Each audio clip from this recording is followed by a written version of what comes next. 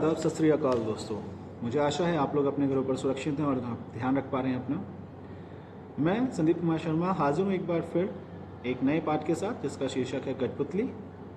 यह पाठ वसंत भाग 2 में संकलित है, जिसके रचनाकार हैं भवानी प्रसाद मिश्र।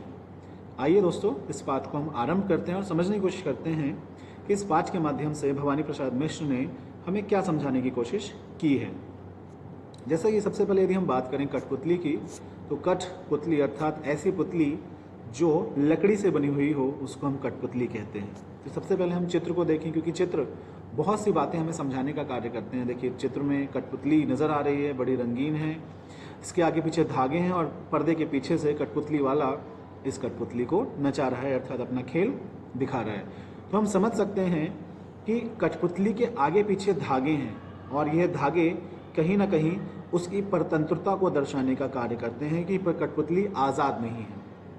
खिलौने किसे पसंद नहीं होते। बचपन में छोटे छोटे बच्चे गुड्डे गुड़िया टेडी बेयर सब चीज़ खरीद करके लाते हैं, लेकिन उनके पीछे कोई धागे बंधे नहीं होते। लेकिन कठपुतली एक ऐसा खिलौना है जिसके आगे पीछे धागे बंधे होते हैं और वह खेल दिखाने का कार्य करती है।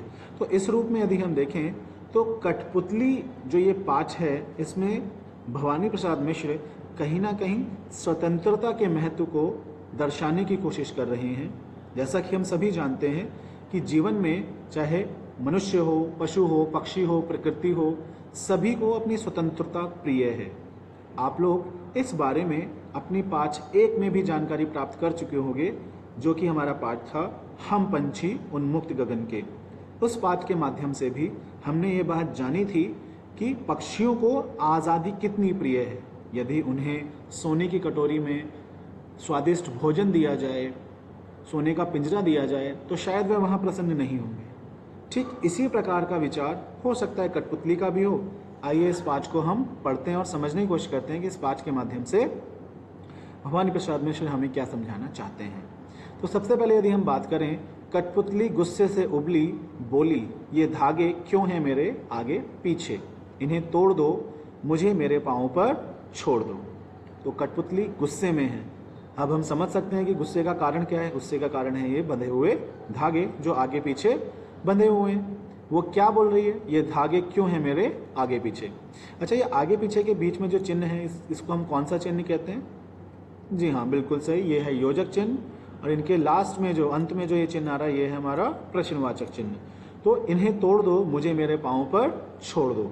तो हम देख सकते हैं कि यहाँ पर कठपुतली की एक इच्छा है, एक अभिलाषा है, एक आशा है कि उसे अपने पैरों पर छोड़ दिया जाए। लेकिन खुद सोचिए, यदि कठपुतली को उसके पैरों पर ही छोड़ दिया जाएगा तो शायद वह चल नहीं पाएगी, शायद वह इस प्रकार से कार्य नहीं कर पाएगी जिस प्रकार से कठपुतली वाला उसे कार्य करने की अनुमति देना चाहता है या दर्शाना चाहता है। तो इस रूप में यदि हम देखें तो कठपुतली यही संदेश दे रही है कि उसे भी स्वतंत्र रहकर अपना जीवन जीने की आशा है। यदि अगली पंक्तियों की ओर बढ़ें तो पंक्तियां कुछ इस प्रकार हैं। कठपुतली सुनकर बोली और कठपुतलियां कि हाँ, बहुत दिन हुए हमें अपने मन के छंद छुए। तो हम देख सकते हैं कि एक जब आंदोलन खड़ा होता है तो एक नेता बनता है, और उसमें एक नेता हमें साफ तौर पर नजर आ रहा है, ये कठपुतली सामने, और इसके साथ साथ कुछ उसके साथी होते हैं। तो इस रूप में दूसरी कठपुतलियां भी उसके साथ बोलने लगी कि हाँ, हमें भी बहुत दिन हुए कि हमने अपने मन के छंद छुए। अर्थात छंद का अर्थ क्या होता है?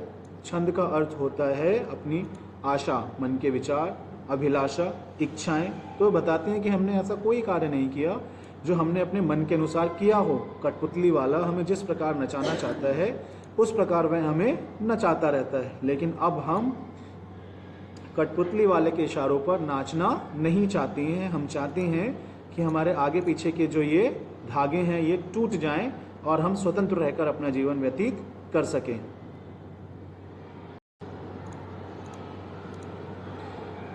लेकिन एक बात विचारने की है दोस्तों, और वह क्या है? वह ये है कि क्या कठपुतलियाँ धागों के बिना अपना जीवन व्यतीत कर सकती हैं? तो शायद यह संभव नहीं है।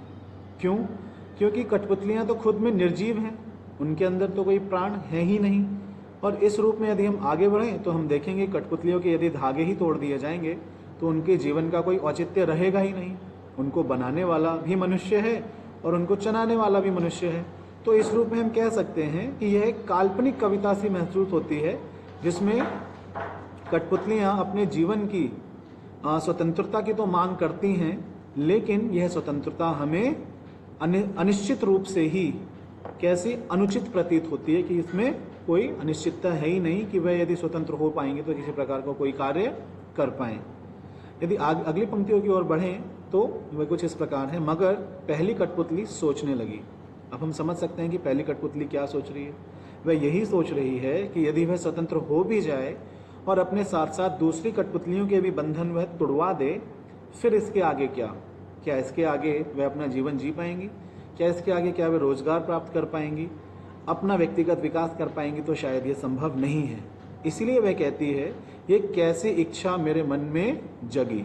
अर्थात कहीं ना कहीं उसके मन में यह विचार दोबारा से उत्पन्न हुआ कि शायद ये जो इच्छा है मेरे मन में वह शायद सही नहीं है, यह इच्छा अनुचित है, इसका कोई महत्व नहीं है। यदि हम आज़ाद भी हो जाएं तो भी हमारे जीवन का कोई औचित्य नहीं रहने वाला है। लेकिन कविता कुछ और समझाने की भी कोशिश करती है। वह यह है, भवानी प्रसाद मिश्र जो हमें संकेत देना चाहते हैं वह यही संकेत देना चाहते हैं कि कठपुतली जैसी एक लकड़ी की खिलौना भी अपनी स्वतंत्रता को प्राप्त करना चाहता है। और जब हम बात करते हैं पशु पक्षियों की, प्राणियों की, प्रकृति की, तो मनुष्य किस प्रकार उसे अपने हाथों की कठपुतली बनाता चला जा रहा है। तो ये संकेत है मुख्य रूप से कि हमें सभी को उनकी स्वतंत्रता, स्वच्छंदता, मुक्ति, आज़ादी प्रदान कर देनी चाहिए।